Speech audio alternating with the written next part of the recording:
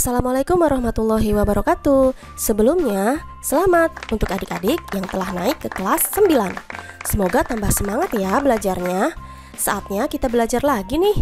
Di awal semester ini, pembahasan pertama yaitu tentang sistem reproduksi pada manusia. Untuk sub pokok bahasan, pembelahan sel. Seperti apa ya materinya? Yuk langsung aja yuk. Jangan lupa ya, klik like dan subscribe-nya.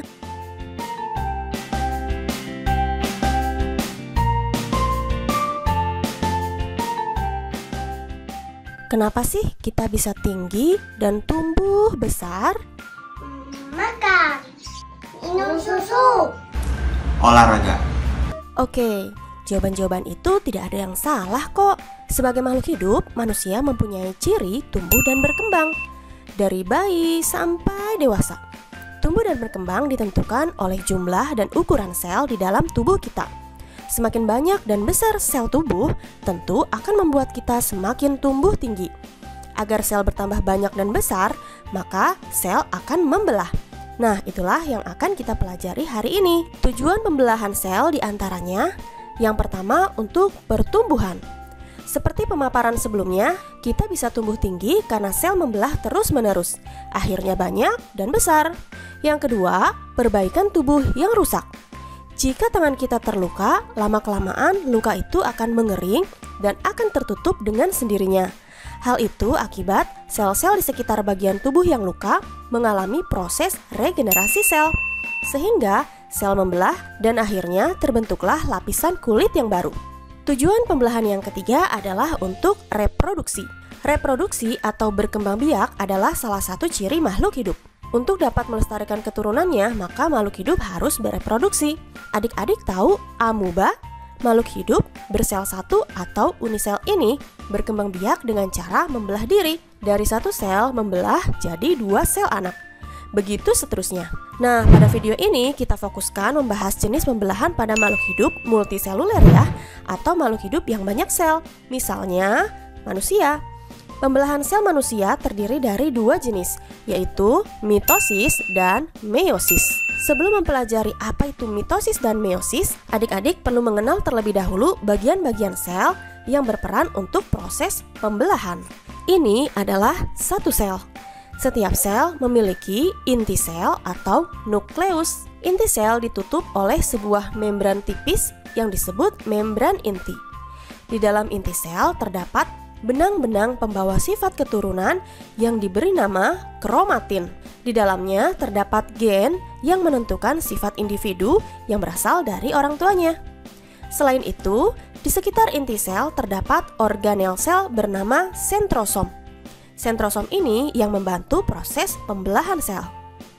Kita mulai dari proses pembelahan secara mitosis. Tempat terjadinya pembelahan ini ada di sel tubuh atau disebut juga sel somatik.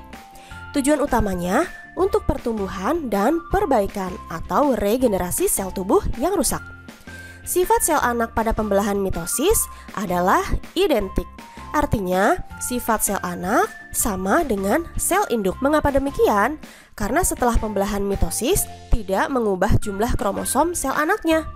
Biasanya, kromosom sel tubuh manusia dilambangkan dengan 2N, dibaca diploid. Dengan total keseluruhan kromosom manusia adalah 46 buah atau sama saja dengan 23 pasang. Pada pembelahan mitosis terbagi menjadi 4 tahapan, yaitu profase, metafase, anafase, dan telofase. Disingkat PMAT. Masing-masing memiliki ciri tersendiri. Profase.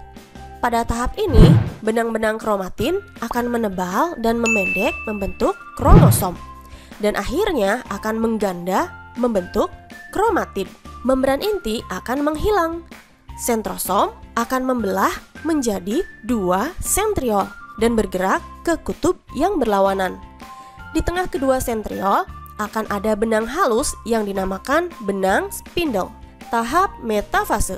Pada tahap ini, kromatid yang telah terbentuk di tahap profase akan berjajar lurus di bidang pembelahan atau lurus di tengah seperti ini. Bidang pembelahan disebut juga bidang ekuator. Tahap anafase. Tahap anafase ditandai dengan terjadinya pembelahan kromatid. Masing-masingnya akan menuju kutub mendekati sentriol.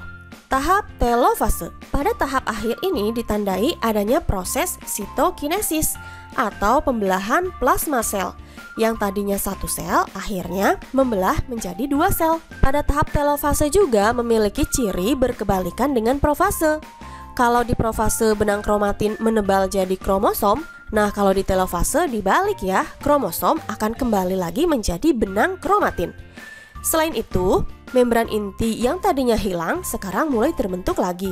Dan sentriol yang tadinya ada 2 sekarang kembali menjadi 1 sentrosom. Jadi antara profase dan telofase saling berkebalikan kan? Satu jenis pembelahan lagi yaitu meiosis. Pembelahan ini terjadi pada sel kelamin atau sel gamet.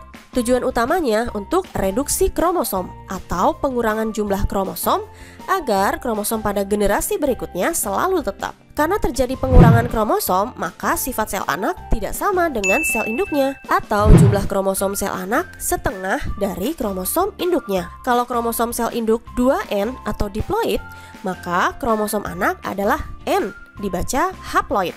Karena setengah dari 2N ya. Masih ingat kan total kromosom manusia? Ya, tepat sekali, ada 46 buah.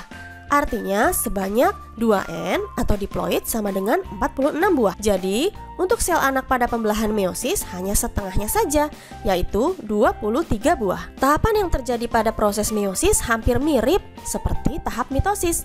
Hanya saja di proses meiosis terbagi menjadi 2, yaitu meiosis 1 dan meiosis 2. Meiosis 1 terdiri dari profase 1, metafase 1, anafase 1, dan telofase 1. Dan meiosis 2 terdiri dari profase 2, metafase 2, anafase 2, dan telofase 2. Atau untuk mempermudah, dari PMAT 1 dilanjutkan ke PMAT 2. Masing-masing tahap memiliki ciri khas yang sama seperti mitosis. Perbedaannya adalah pada profase 1. Setelah benang kromatin menebal menjadi kromosom, maka akan terbentuk tetrad atau kromatid bersaudara.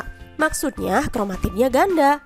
Tidak seperti pada mitosis ya. Lengan kromatid yang berdekatan akan menempel sehingga terjadilah peristiwa pindah silang. Pindah silang ini dapat membuat gen saling bertukar. Inilah perbedaan utama meiosis.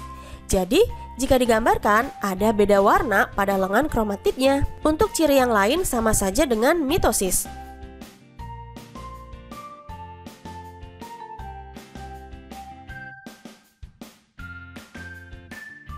Pada metafase 1, tetrad akan berjajar di bidang ekuator. Anafase 1, tetrad akan berpisah dan bergerak ke masing-masing kutubnya. Telofase 1 terjadi sitokinesis atau pembelahan plasma menjadi 2 sel anak. Kemudian dilanjutkan ke tahap meiosis 2. Ada profase 2,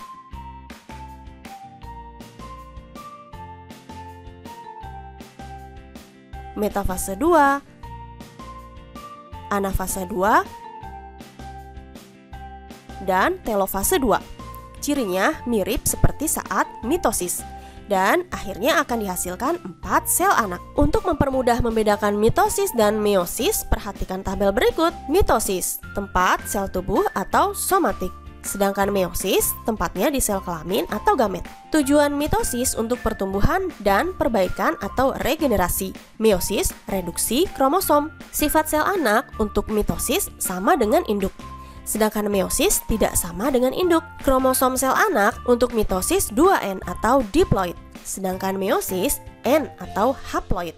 Jumlah sel anak untuk mitosis adalah 2 dan meiosis adalah 4. Tahapannya untuk mitosis hanya 1 kali, yaitu PMAT. Sedangkan meiosis 2 kali, yaitu PMAT1 dilanjut PMAT2. Baik adik-adik, sampai di sini materi awal di semester 1 ini ya. Semoga bermanfaat. Nantikan kelanjutan video berikutnya tentang organ reproduksi manusia. Terima kasih sudah menyaksikan video ini. Jangan lupa like, comment, share, dan subscribe-nya ya. Wassalamualaikum warahmatullahi wabarakatuh.